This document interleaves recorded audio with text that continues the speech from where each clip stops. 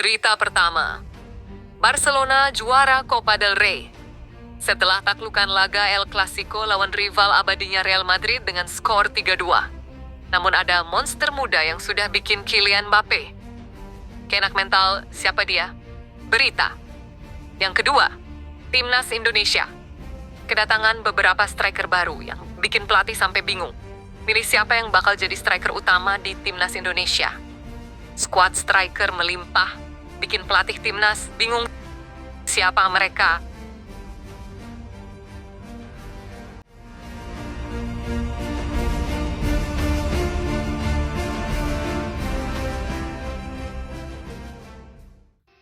Awalnya Barcelona unggul lewat Pedri, kemudian Madrid mencetak 2 gol yang membuat banyak fans Madrid bilang, "Wah, remontada milik Madrid nih."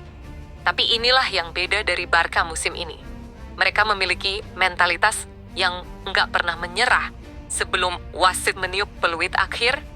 Permainan pressing tinggi yang terus mereka tunjukkan pun berbuah hasil, di mana Ferran Torres sukses menyamakan kedudukan di menit ke-84. Sebelum akhirnya, di masa extra time, Jules Koundé mampu membuat gol penentu kemenangan untuk Barcelona Madrid.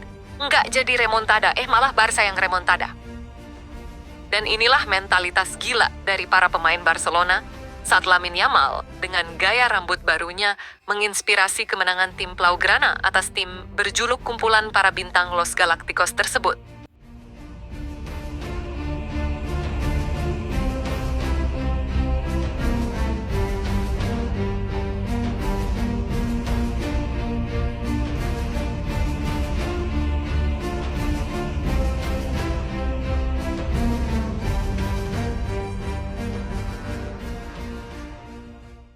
El Clasico milik Barcelona.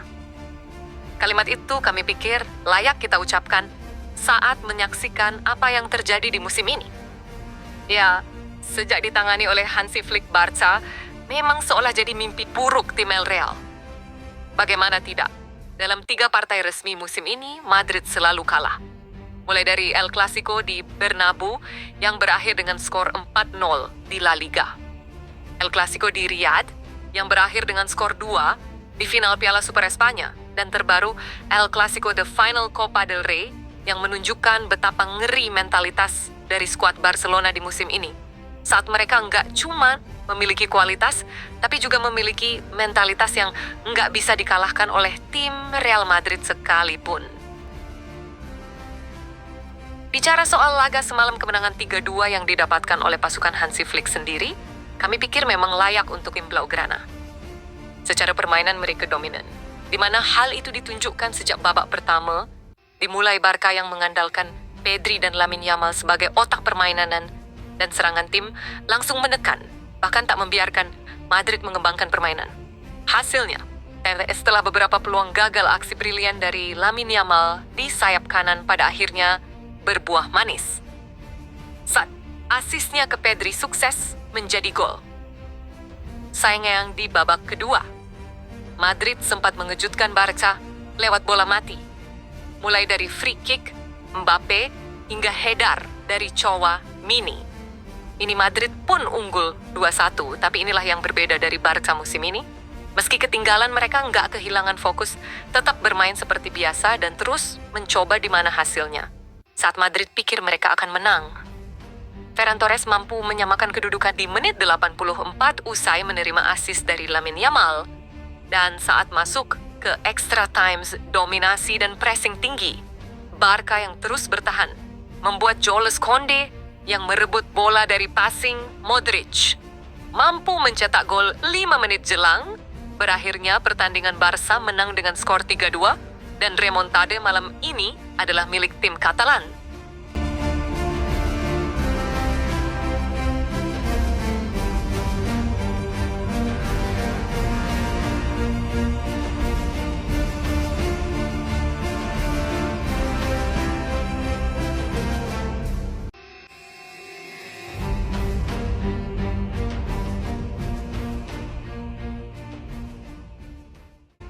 Kemenangan Barcelona dengan skor 3-2 sendiri menjadi begitu layak saat kita menyaksikan seperti apa jalannya pertandingan dengan melihat statistik laga itu. Di sini kalian bisa melihat Barca tim Katalan memiliki momentum yang lebih dominan dalam 120 menit pertandingan.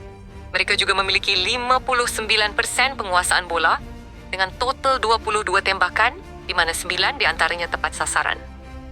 Soal permainan dengan penampilan terbaik hari ini, para pemain Barca dominan berdasarkan rating performa yang dikeluarkan.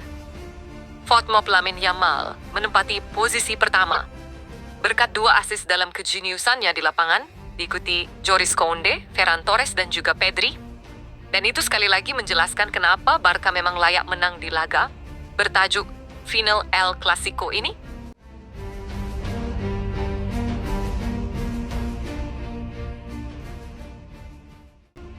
Lamine Yamal bintang muda, mental raksasa.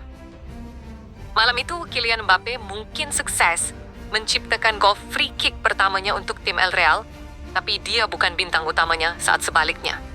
Lamine Yamal menunjukkan kombinasi luar biasa antara talenta teknis, mentalitas baja, dan pengaruh besar dalam kemenangan dramatis Barcelona atas Real Madrid dengan skor 3-2. Di laga itu sendiri, pemain yang baru berusia 17 tahun ini sukses tampil di level yang sangat tinggi.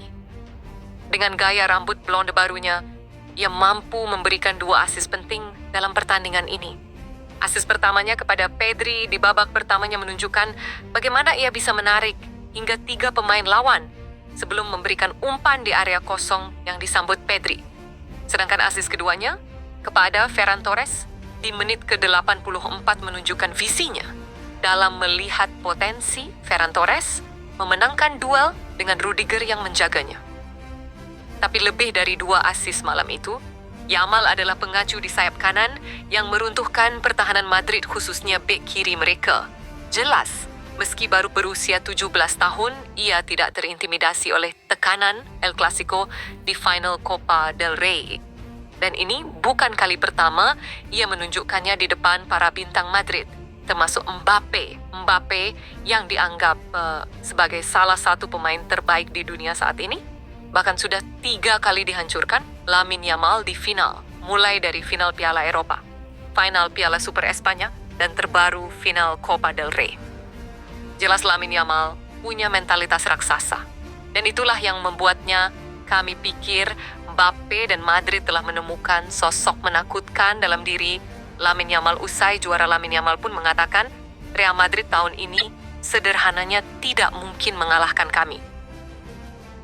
Parlando Ronald li va dir si ens marquen un gol no passa res, si ens marquen 2 no passa res, perquè aquest any no poden amb nosaltres, ho hem demostrat, estem molt contents i visca el Barça.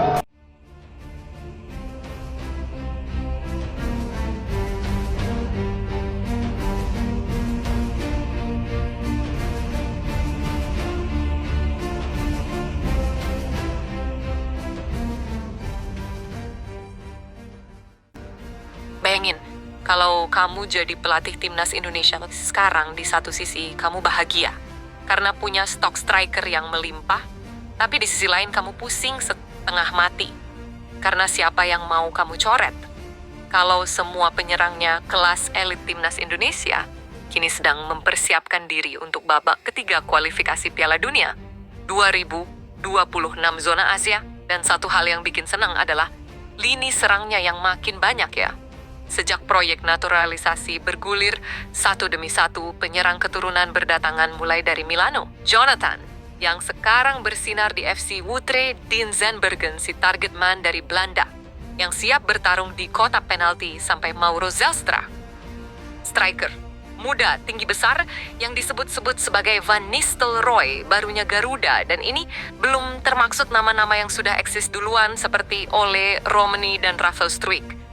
Lini serang timnas kini berubah jadi medan perang yang kuat bertahan, yang biasa-biasa aja siap-siap tersingkir. Persaingannya udah kayak neraka kecil buat para striker, dan kalau semuanya siap bertarung demi satu tempat, sekarang siapa yang paling pantas jadi mesin gol utama timnas Indonesia, dan siapa saja yang bakal mengisi slot striker di skuad impian Patrick Kluivert? Mari kita bahas satu persatu. Timnas Indonesia saat ini sedang bersiap menghadapi tantangan terbesar dalam sejarah sepak bola nasional. Round 3, kualifikasi Piala Dunia 2026 zona Asia, satu grup dengan raksasa Asia seperti Jepang, Australia, hingga Arab Saudi. Garuda kini berada di grup C, dan posisi mereka masih cukup terbuka. Dengan 2 laga tersisa, Indonesia masih punya peluang lolos ke putaran keempat. Bahkan secara matematis masih bisa lolos langsung ke Piala Dunia, meskipun jalurnya sangat sulit dan nyaris mustahil. Tapi ya, mimpi enggak ada yang salah kan untuk menghadapi tekanan setinggi ini.